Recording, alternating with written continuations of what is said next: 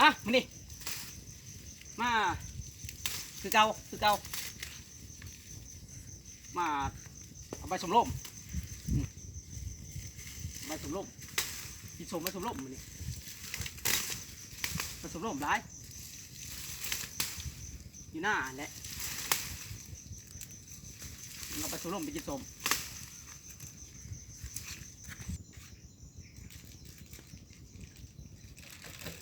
อ่ะกินสมเด้อนี่กินใบสมร่มดอกหน้าในเมืองน้อยนักดอกก็จะชิวชิมมันก่อน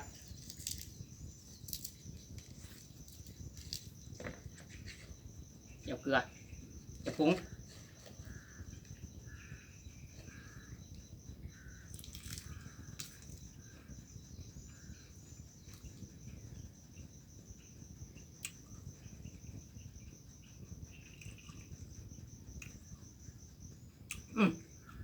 ก็แซ่บไปเลยเนาะ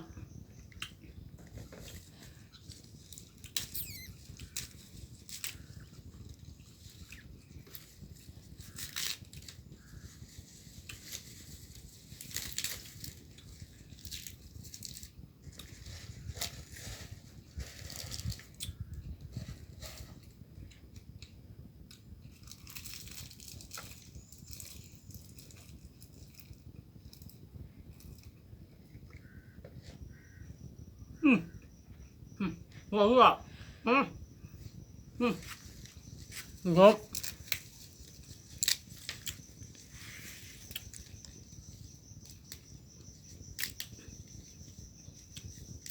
ขนาดคิดว่ามีสองไรเห็ดดอกมาถึงลมก็จะบุ้งในหน้า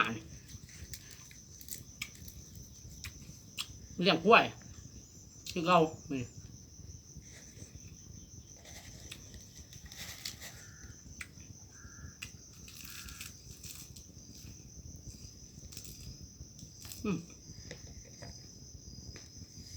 ถ้ากูมองปากกู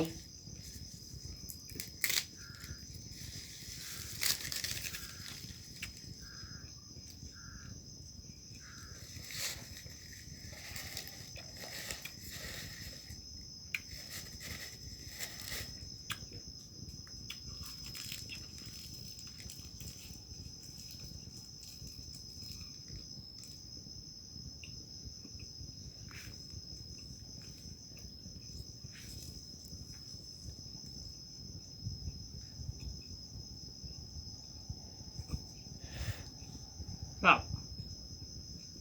ก็คือ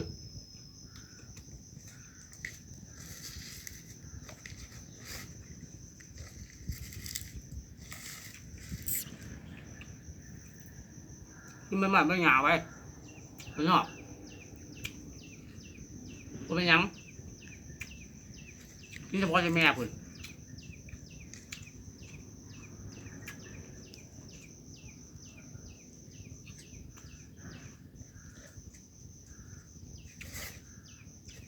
มึงแล้วอย่าลืมกดไลค์